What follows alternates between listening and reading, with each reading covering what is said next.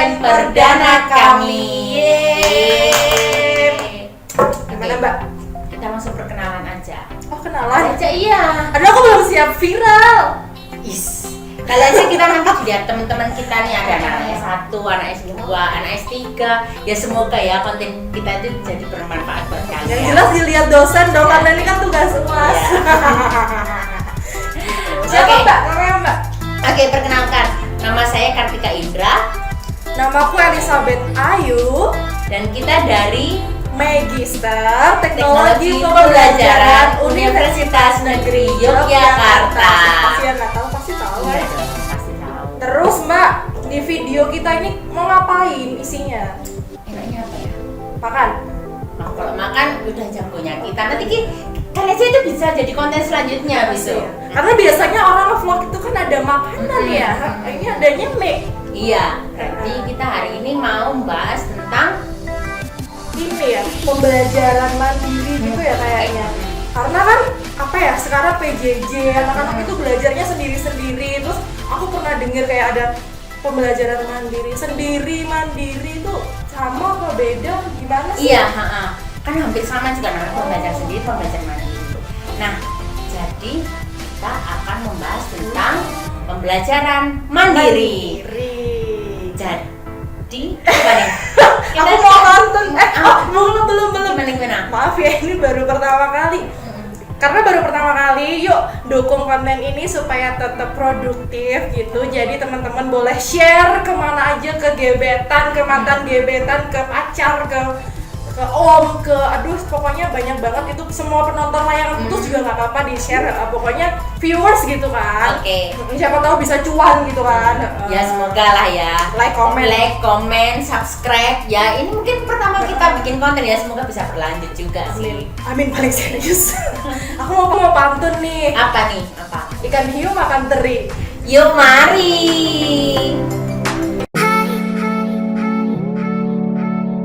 Sebelum kita mulai, aku mau jelasin aturan main kita biar nanti nggak ada curang, nggak ada kesalahpahaman gitu-gitu ya kak. Oke. Boleh? Boleh dong. Jadi ada 6 pertanyaannya. Bakal ada pertanyaan nih nanti pokoknya dari manapun gitu, entah dari mana. Lihat aja dia kita gitu ya. Oke. Lihat aja. Jadi sistemnya kayak Q&A gitu kak. Oh iya, jawabnya secara bergantian. Jadi nggak aku terus kan? Dia terus.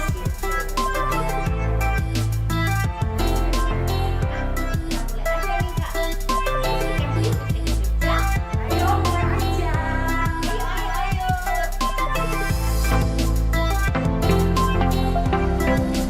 Pertanyaan pertama, ya kak, dengerin baik-baik. Oke. Apa tuh pembelajaran mandiri? Biar orang-orang tahu sendiri gitu kan atau gimana? Nah, kan kalau biasanya nih pembelajaran mandiri itu kan biasanya konteksnya sendiri. Mungkin orang, oh dia udah mandiri belajarnya. Mungkin bagi orang-orang nggak mau sendiri. Tapi kan belajar sendiri itu biasanya tanpa tutor, tanpa guru les, kayak gitu kan. Mungkin pikiran orang cuma hanya, oh dia di kamar nih belajar, lagi belajar ngerjain. Ya sebenarnya nggak salah nih kak. Tapi bisa lebih gimana ya, kalau detailnya itu belajar mandiri itu kita punya inisiatif untuk belajar. Contohnya gini nih, saya pengen membuat pancake nih kak. Ya saya buka YouTube cara membuat pancake, saya pelajari, terus saya buat. Oh jadi cara membuat pancake seperti ini. Jadi saya cari sumbernya, saya cari referensinya dari mana aja, terus saya belajar, saya tahu kesalahannya di mana. Ya itu mungkin sih belajar mandiri. Kalau menurut Kak Ayu gimana nih? Ntar nih, Buku Kristando Kitchen ya, buat pancake gitu. Tapi kan nanti dari YouTube Kak. Oh iya, bener. Bisa. Hampir sama sih sebenarnya. Aku setuju bahwa pembelajaran mandiri itu nggak selalu sendiri. Jangan dipahami seperti itu. Walaupun kata-katanya itu mandiri gitu loh, independent learning bahasa sananya gitu kan.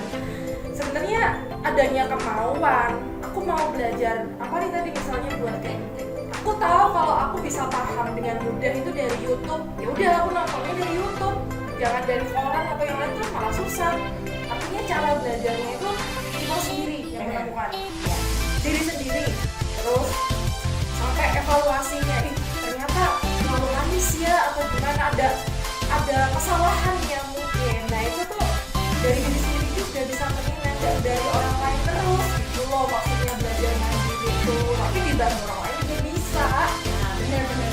Jadi nggak cuma gitu aja, misalnya ada yang tipe dari buku masakan nih.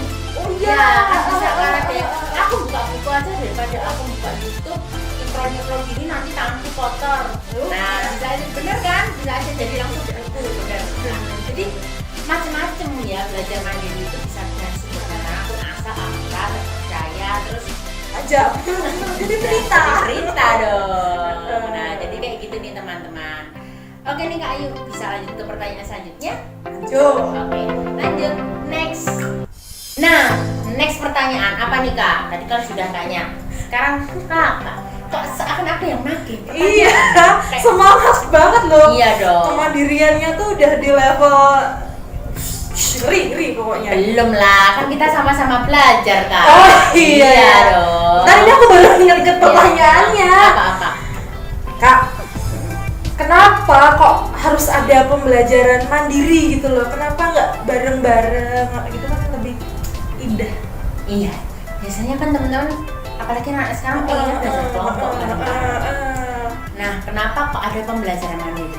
Karena apalagi era sekarang Kak, pandemi, semua serba digital, mau nggak mau kita, guru kita aja sekarang pembelajaran daring, digital kan, semua digital, semuanya digital, konten, biasanya konten-konten, ya apalagi pembelajaran, konten-konten pembelajaran sekarang kan banyak nih Kak. Kita bisa belajar misalnya IPA, IPS, fisika, kimia, juga ada platform-platform dari apa ya? Bimbingan belajar. Nggak boleh sponsor ya? Nggak boleh sponsor, kita nggak dibayar Kak. Ya kaosnya warna biru itu. Kita nggak dibayar. Ya biasanya banyak platform-platform bimbingan belajar yang sekarang beralih ke digital nih Kak. Ya, jadi kan kita juga bisa belajar nih walaupun jauh, kita dari rumah juga bisa belajar seperti itu.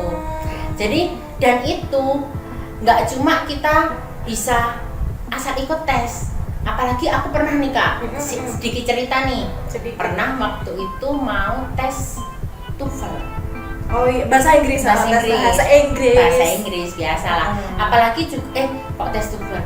Mau ikut kursus bahasa Inggris. Kan untuk tahu levelnya kita masuk di mana.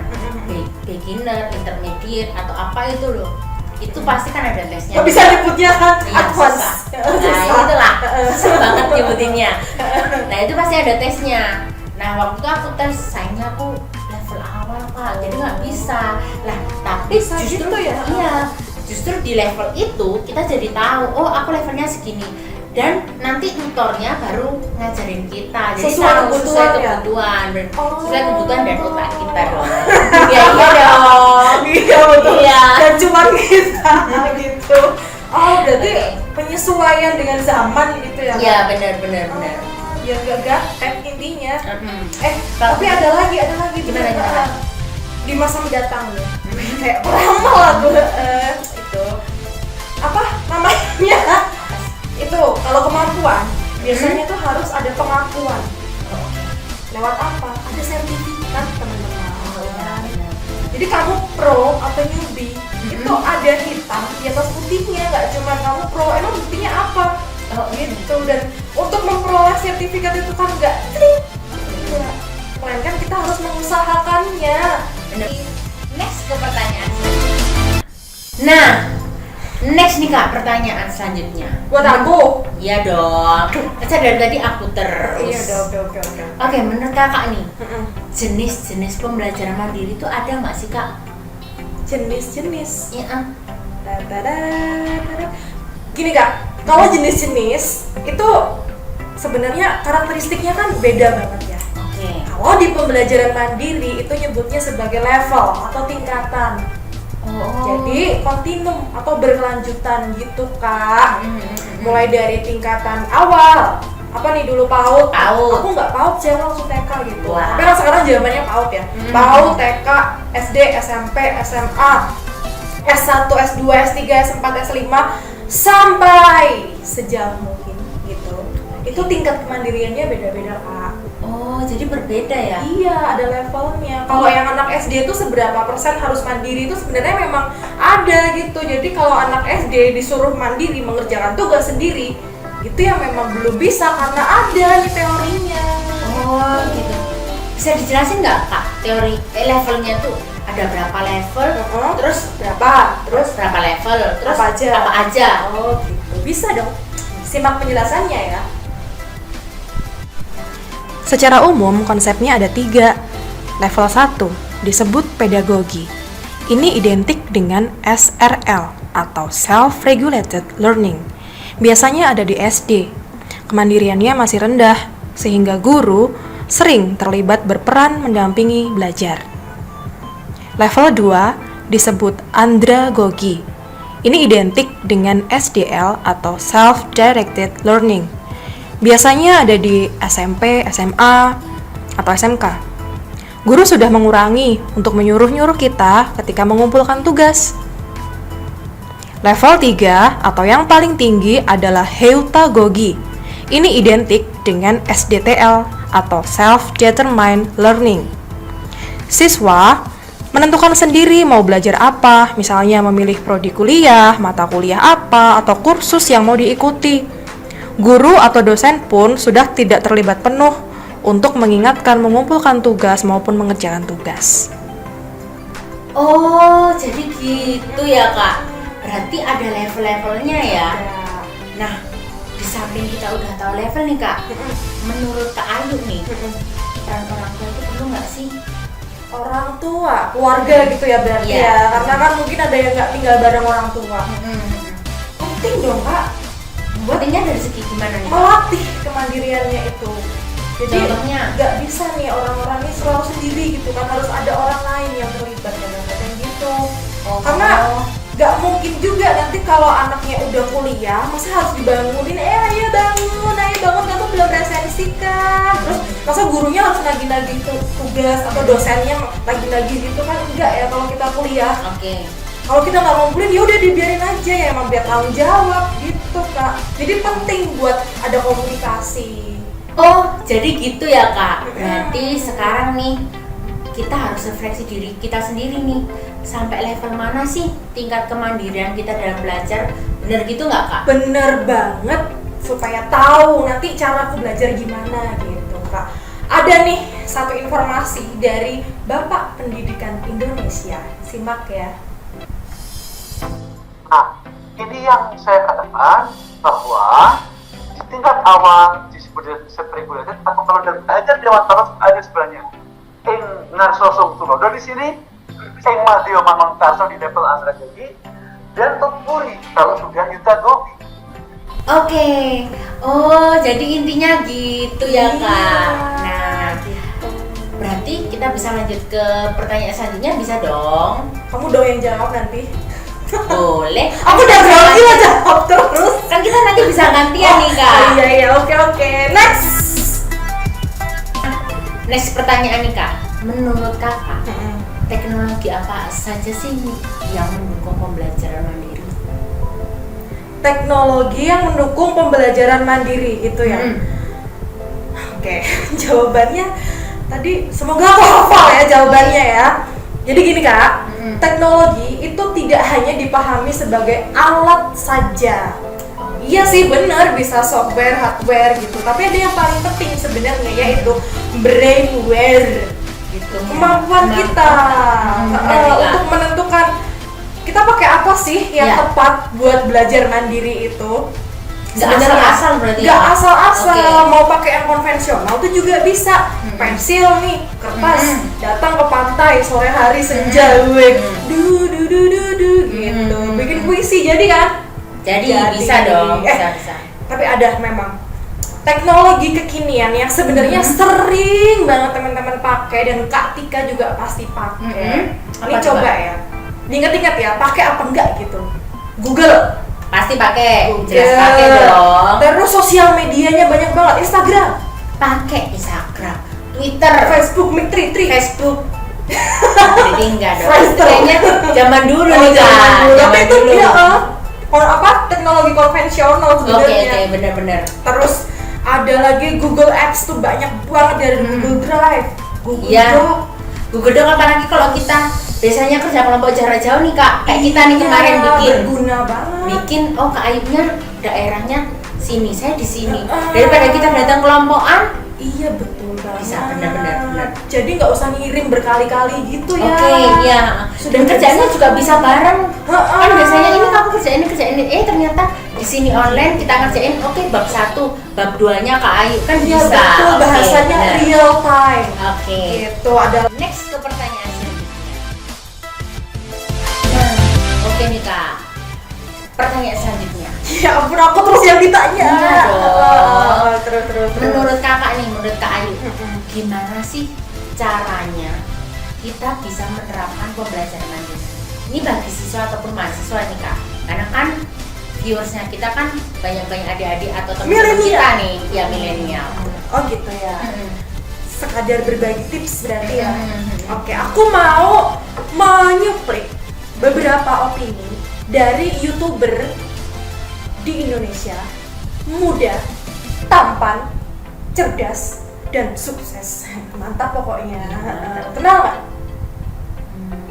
Dengan Enggak nih, Kak. ciri-cirinya. Banyak kayaknya youtuber yang sukses nih Kak. Dengan inisial J. Ci. Matematika bukan biasanya? Betul. Oh, kenal dong pasti Jerome ya Kak. Betul. Harus urut nggak? Kamu nggak mau tanya gitu? Oh iya. Kak aku jadi nge-freeze ya ini. Harus urut nggak nih Kak? Nanti kalau tipsnya juga apa harus benar-benar dilakukan juga nih? Oke, harus urut nggak? Harus bener-bener dilakukan nggak? Semua nggak gitu ya? Biasanya kan anak sekarang tuh milih yang paling gampang gitu kan? Iya. Kalau dengan pertanyaan itu harus urut atau tidak dan harus dilakukan semua atau tidak, sebenarnya menyesuaikan dengan level belajar mandiri masing-masing. Gitu. Kalau emang harus dimulai dari dasarnya ya berarti nanti harus urut. Yang penting semua itu konsisten. Oh gitu. Berarti setelah ini kita kasih contohnya nih Kak. Oke. Tipsnya biar teman-teman di rumah juga tahu tipsnya itu Oke. apa aja sih, yang dilakukan apa sih, yang harus dikonsistenin apa aja sih, gitu ya Kak ya. Oke, sip. Cus. Oke, kita mulai dari tips yang pertama. Mulailah belajar dari dasar-dasarnya. Gitu. Jadi kalau teman-teman nih misalnya mau belajar menyusun kalimat atau tanda baca. Nah, yang berarti harus dipelajari itu pedoman umum ejaan bahasa Indonesia. Misalnya gitu, strukturnya tuh harus apa, subjek itu ciri-cirinya gimana, predikat itu gimana, objek gimana, begitu. Tips yang kedua nih, kita harus buat target. Buat teman-teman nih, kalau buat target itu juga harus spesifik, harus tahu target yang dicapai itu seperti apa. Contohnya nih, kayak kita mau tes, misalnya tes TOEFL. Nggak mungkin dong pakai sistem SKS, sistem buat semalam. Besoknya tes, malam ini belajar 60 pakai soal. Nggak mungkin ada yang nyantol, ya kan? Jadi berapa minggu sebelumnya harus kita benar-benar siapkan. Oke, selanjutnya Tips yang ketiga, ada yang namanya kurangi distraksi atau gangguan. Apalagi HP nih, pasti teman-teman aduh tergiur gitu pakai HP kalau lagi belajar online ya kan. Sebenarnya bisa dibuat mode pesawat 1 jam aja, seperti itu. Oke, tips yang keempat, buat list belajar. Apa sih buat list belajar? Jadi kita harus tahu nih teman-teman, sehari ini Senin kita belajar matematika, besok Selasa belajar IPA. Tapi matematika belajar matematika, tapi harus tahu waktunya, enggak 3 jam matematika. Sebenarnya otak itu nggak sampai loh kita terus belajar seharian 3 jam. Ya mungkin ada jeda, misalnya 30 menit atau 1 jam, kalian kuatnya 1 jam istirahat, boleh. Dan fokus, jangan sambil rebahan. Habis rebahan kita buka HP, ada notif Netflix, nonton ini. Pasti kan kadang teman-teman suka kan terganggu seperti itu. Jadi harus tahu targetnya kita belajar itu seperti apa. Oke, next. Tips yang kelima, bisa dibuat grup online untuk belajar. Jadi kamu sama teman-teman memang mau progres untuk menulis novel gitu, nggak apa-apa, buat aja grup online, tapi untuk belajar loh ya, bukan buat gibah. Seperti itu. Oke, tips yang terakhir nih, tips yang keenam. Tips keenam, kita harus coba-coba nih ikut tryout online atau tes online. Sebenarnya bukan untuk coba-coba sih, tapi untuk mengukur kemampuan kita. Misalnya kita udah belajar, besok mau belajar TOEFL, biasanya banyak nih yang TOEFL. Kita tes, ya ternyata skornya cuma di bawah 500, skornya di bawah 400, tapi nggak usah berkecil hati nih teman-teman.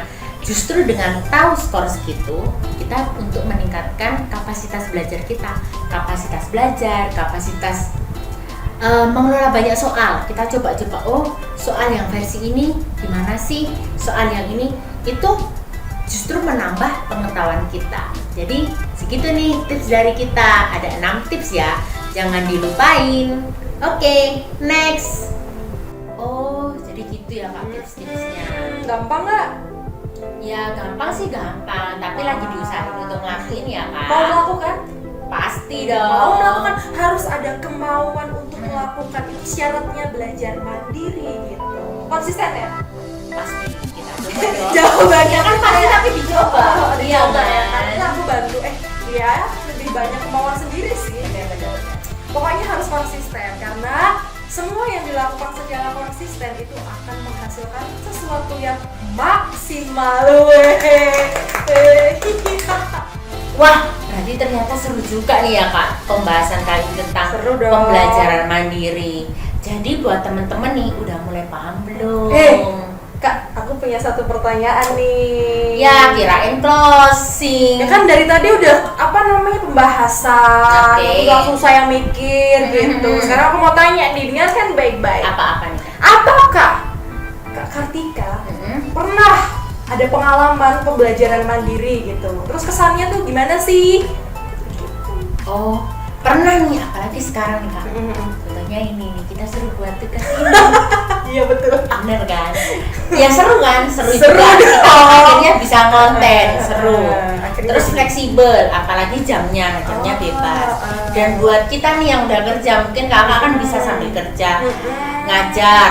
Aku juga bisa yang lainnya. Itu Nonton juga drakor, bisa. eh. Oh, nonton drakor sambil kuliah dong. Oh gitu ya. Kan bisa nih Terus. habis kuliah, terus kita ngerjain apa, terus ya pokoknya bisa lah fleksibel. Tapi sayangnya, ada sayangnya nih Kak dari pembelajaran mandiri itu. Kalau kadang, kalau yang aku alami nih, kalau cari sumber takutnya itu nggak akurat Kak. Mungkin kalau kita yang dipelajari sekarang udah dikasih tahu dosen, ini yang akurat ambilnya dari jurnal ini, terindeks ini. Tapi mungkin buat teman-teman nih yang belum tahu, kan asal comot aja nih Kak. Oh Ya, bener itu, banget, sama bener. pernah juga sih dikasih tahu gitu kan sumbernya dari jurnal ABC, tapi ternyata untuk aksesnya tuh ada kendala gitu. Jadi itu yang membuat kadang-kadang agak susah, tapi sebenarnya senang karena bisa sambil rebahan, bisa sambil makan gitu Kak. Asal tetap belajar ya Kak ya, nggak kayak Bagi ya nggak asal santai terus. Oh ya jangan gini juga, kan sekarang banyak kuliah online nih Kak. Sambil dengerin kuliah kita tiduran, ditanya dosen nggak tahu. Fleksibel boleh, asal kita tahu dong tanggung jawab kita sebagai betul mahasiswa. Jadi nih Kak, poin dari video kita tuh apa sih? Poinnya nih, Pembelajaran mandiri merupakan suatu proses kemandirian dalam belajar yang perlu didasari dari diri sendiri untuk menentukan tujuannya. Apa yang dipelajari dan sejauh mana itu bermakna bagi kehidupan. Oke, demikian pembahasan kami mengenai pembelajaran mandiri. Udah paham kan? Semoga bermanfaat ya bagi teman-teman, dan juga kami memperoleh nilai yang bagus. Kasih nilai yang bagus ya Pak ya, kami udah susah banget. iya ngonten, mendadak ngonten ini Pak. Udah ada YouTuber lah Ya, gitu. jadi kita ya semoga aja yang apa yang kita share itu bermanfaat buat mengedukasi. teman-teman. Mengedukasi. Yang mau tanya gimana Kak? Boleh nih, nanti kita taruh di kolom deskripsi, ada Instagram kami, boleh DM atau boleh di follow. boleh follow ya, biar followers kita iya, banyak iya. ya.